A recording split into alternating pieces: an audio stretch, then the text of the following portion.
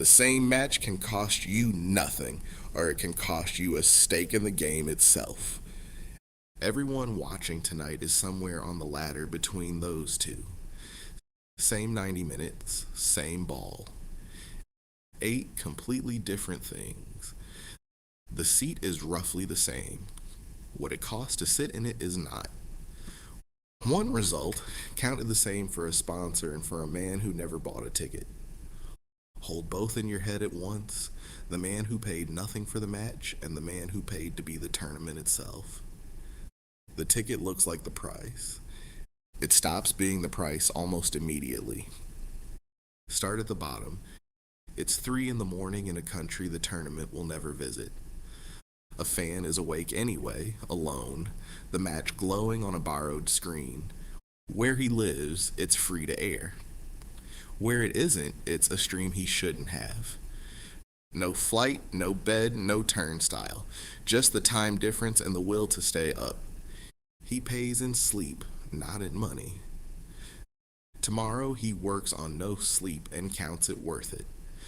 The football reaches him exactly as it reaches everyone, only the access is missing. He has the worst seat in the world and the purest one. Nothing between him and the game but a borrowed screen. The ticket is the one thing on this whole ladder he never buys. Cost of the match, nothing. At the bottom rung, the match costs nothing because it's all he has. One rung up, a fan saves for most of a year to be in the building once. A coach across 2 states, a bed in a 12-person dorm. $40 to $90 a night normally, nearer $200 in a host city by kickoff. The cheapest real ticket, $200, an upper corner behind the goal. He eats from a supermarket, sleeps 4 feet from a stranger, and budgets the trip in months. Everything is rationed except the 90 minutes themselves. If his team loses, the trip was still the trip. There won't be another. He counts the cost in shifts worked rather than dollars spent, and decides the inside of the building is worth all of them. All in about $500 for one group game. He will talk about that single game for 10 years. On the second rung, the match is a once, saved for, rationed, never repeated. Higher up, a fan doesn't save. He books and deals with it later. A flight at tournament prices, a hotel averaging $500 a night, more on match nights. A mid-tier seat, a few hundred more. On resale, even an ordinary group game runs $600 to $1,100. The trip comes to around $3,000 on the card. He pays it now and carries it on the statement for the rest of the year. The interest is quiet, monthly, and outlives the tournament by a year. By the time the statement finally clears, the tournament is a memory and the balance somehow is not. He isn't richer than the fan who saved, he's just willing to owe. The third rung isn't more money than the second. It's the same trip, on credit. One rung up, the money is already sitting there. A Category 1 seat, $400 to $600 for a group game, higher for a host nation. A good hotel, booked early. A flight that didn't sting. He didn't enter a lottery or refresh a resale page at midnight. Comfort, at this rung, just means the price never reaches conscious thought. A better seat than the dorm fan and the savers, though all 3 watch the very same goal cross the line. A weekend that costs about $4,000 and worries no one. Same stadium as the man who saved a year. He just never felt the money leave. On the 4th rung, the match stops being an event and becomes a plan. Then a rung where the rules change. Until here, every fan was a visitor. This one moves in. A short-term flat beside the stadium, $300 to $500 a night across the host cities.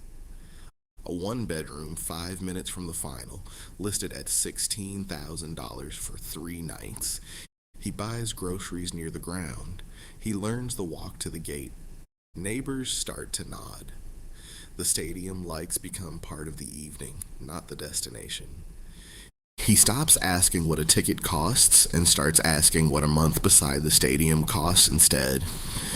For a few weeks, the tournament isn't a trip, it's the view from the window. Not a ticket, a base for as long as the tournament runs. This is the first real threshold. You stop attending the World Cup and start living next to it. The fifth rung doesn't visit the tournament, it inhabits it. Above the flat, the match arrives with a lounge attached.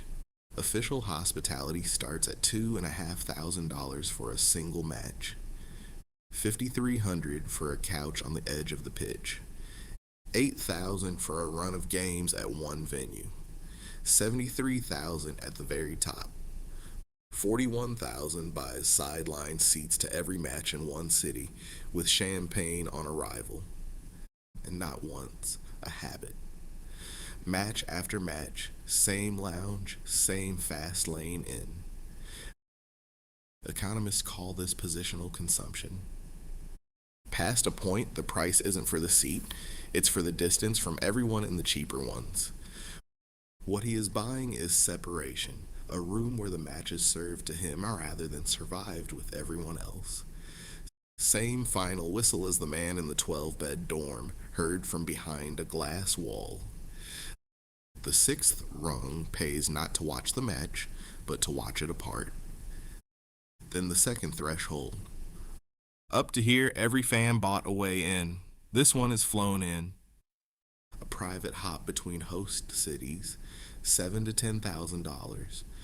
A transatlantic jet, $80,000 one way.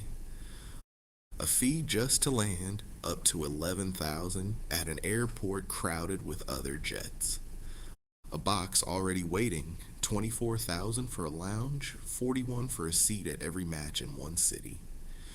The jet lands at a private terminal minutes from the stadium, ahead of the traffic everyone else is stuck in. He does not queue, does not check in, does not really travel.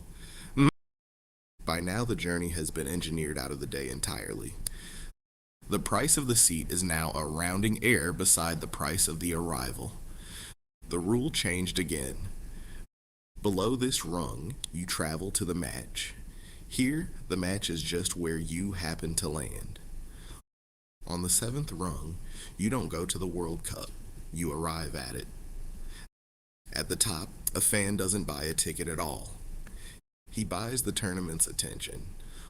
A World Cup sponsor pays $65 to $95 million for a single edition.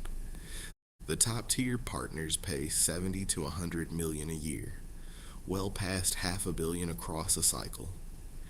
FIFA expects $2.5 to $3 billion in sponsorship for these few weeks alone. His name is on the broadcast, the boards, the launch of the ball. Some of these names have stood beside the trophy for half a century. He will not refresh a resale page. The fixtures are arranged around his contract, not the other way around. To everyone below, this is the event of the decade. To him, it's a Tuesday. The tournament doesn't sell him a seat. It sells him a place on its banners and bills him by the 4-year cycle.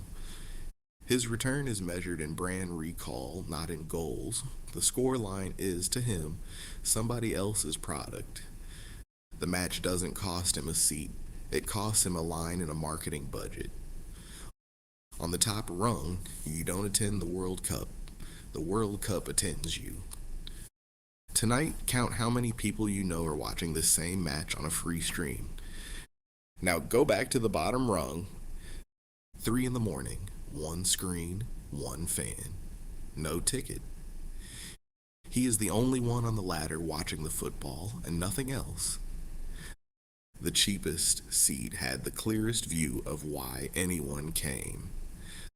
The distance is the whole story. The more the match cost, the less of it anyone above the bottom actually watched. Climb a rung and the seat improves, climb another and a lounge appears. Climb again and a glass wall slides between you and the crowd. Every rung up buys a better view and a little more distance from the thing you came to see. Everyone above the bottom is paying, in part, to be seen at the match, or to own the thing it belongs to. Same 90 minutes, from the cheapest thing in one life to a line in another's budget. The latter was never about the ticket. It was about how far the game drifts from the point, the higher the price climbs. Every name above him paid in the end for proximity and slowly lost the thing itself. Same whistle, same result, recorded identically in every account, and felt completely differently in each one. So, which rung is your Monday, and which rung are you climbing toward? Drop both below. One shift changes everything.